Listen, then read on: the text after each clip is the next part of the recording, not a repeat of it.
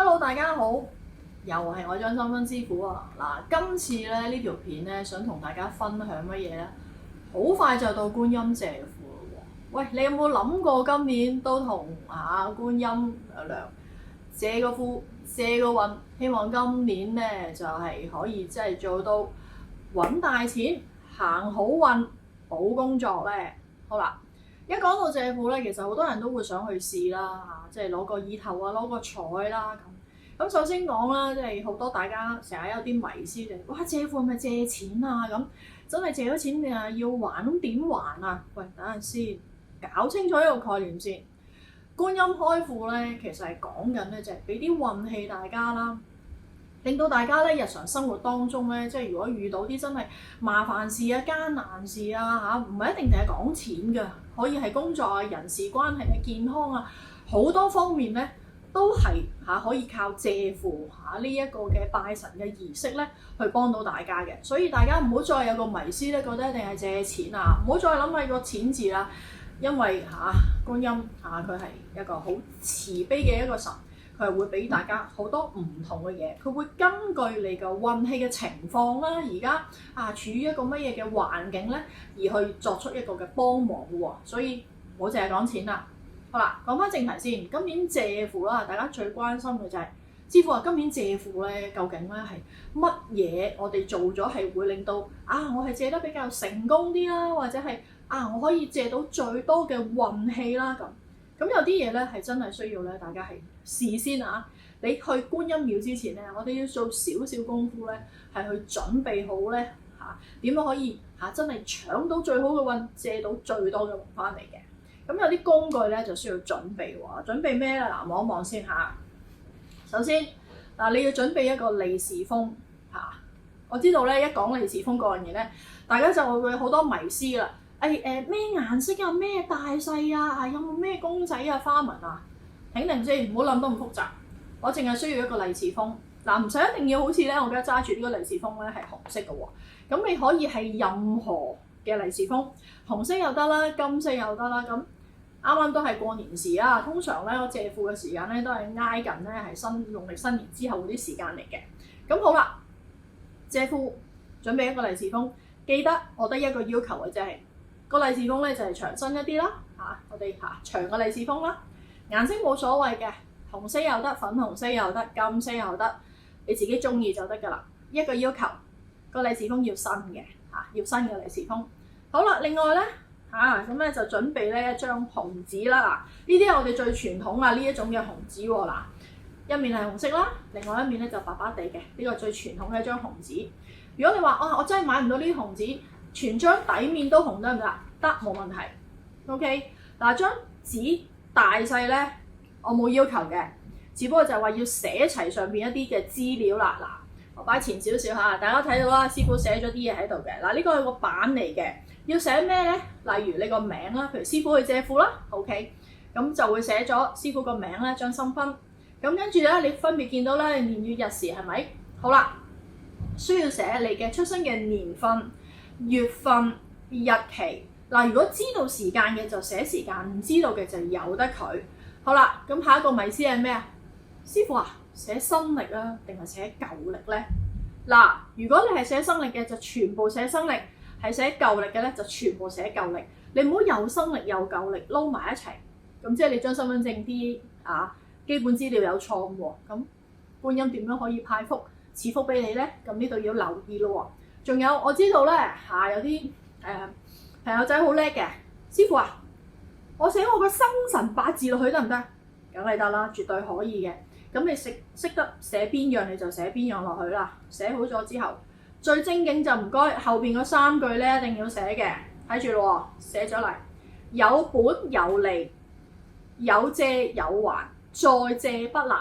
記得啦，呢個咧係你同觀音嘅一個契約。呢張咧就係我哋所講平時嘅一張合約啦，就係你同觀音娘娘嘅一張契約、一張合約，就話俾佢聽，喂，我借會本利歸還㗎，我會準時還㗎。咁下一次我再同你借嘅時候，記得睇住我記得再幫我手咯喎。好啦，準備好咗一個利是封、一張紅紙，記得帶入廟喎。好啦，袋喺身邊先。嗱，去到入廟咧，因為每一間廟佢嘅程序咧都有唔同嘅，但係最緊要咧去到最尾，通常咧都會俾大家咧就會去抽一個咧係你今次借咗幾多錢啦，或者有啲咧就會係派啦唔同廟有唔同做法嘅，唔緊要。最緊要咧，通常入邊咧就有一包紅色嘅，寫住咗就係話你借咗，譬如可能3000萬18000萬2300萬，佢就有一張咧寫住銀碼嘅一個包仔或者一張紙啦。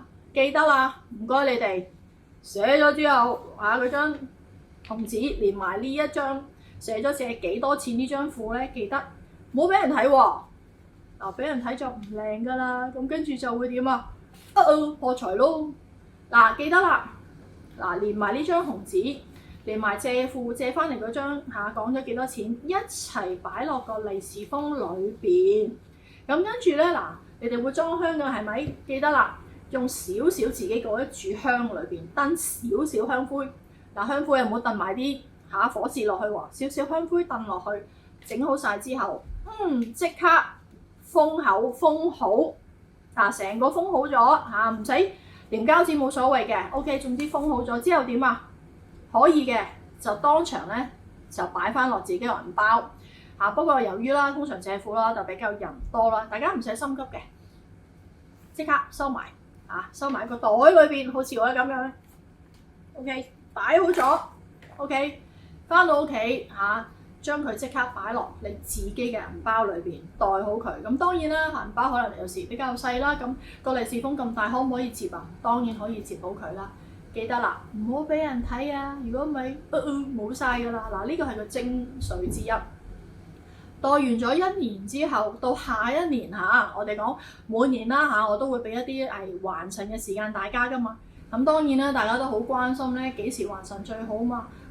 每一年咧，師傅咧都有個流年班，會教大家咧過年咧做啲乜嘢咧，幾時還神咧，啲咩習俗要留意喎。記得啦當我哋一出 post 嘅時候，記得去參加我嘅流年班，希望可以同大家分享更多過年要做嘅一啲事項喎。咁到期時一個啱嘅還神時間咧，咁大家咧就記得啦，去翻你喺邊一間嘅觀音廟借庫，就去翻嗰一間嘅觀音廟嗰度還庫。咁當然啦，每一間廟啦還庫咧都有佢哋自己嘅一個操作啦，一個規矩嘅，冇問題。你跟翻嗰間廟佢係點樣做咧，你跟翻佢就得㗎啦。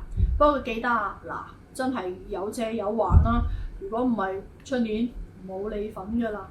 咁仲有一個迷思咧，就好多人都會問師傅其實觀音借庫咧要借幾多年㗎？要借幾耐㗎？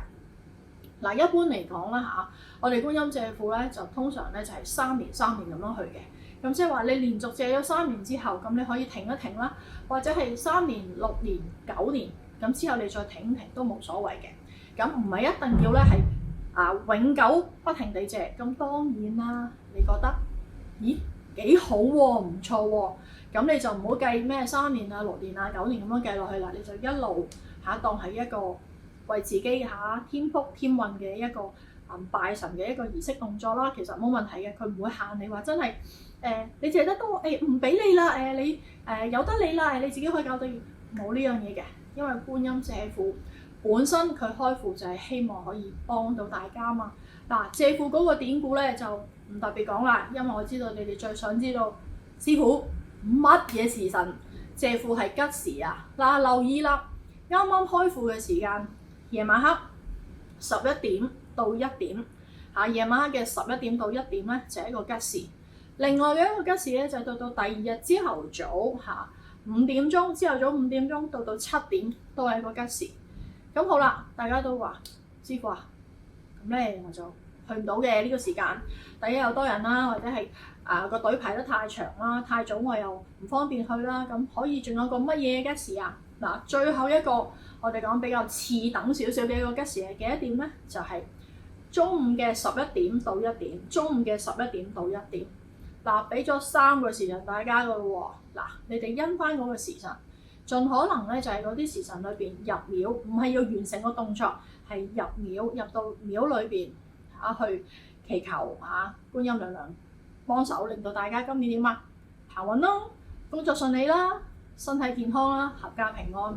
OK 借庫呢樣嘢咧就教咗大家啦，希望大家真係可以攞到呢個福氣今年丙午馬年覺得順順利利。咁呢度咧我就祝大家每個人今年都可以心想事成，事事順利。嗱，下次咧就再同大家講其他嘅一啲小貼士啦。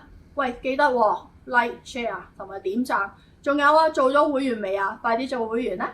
好，我哋下次見啦，拜拜。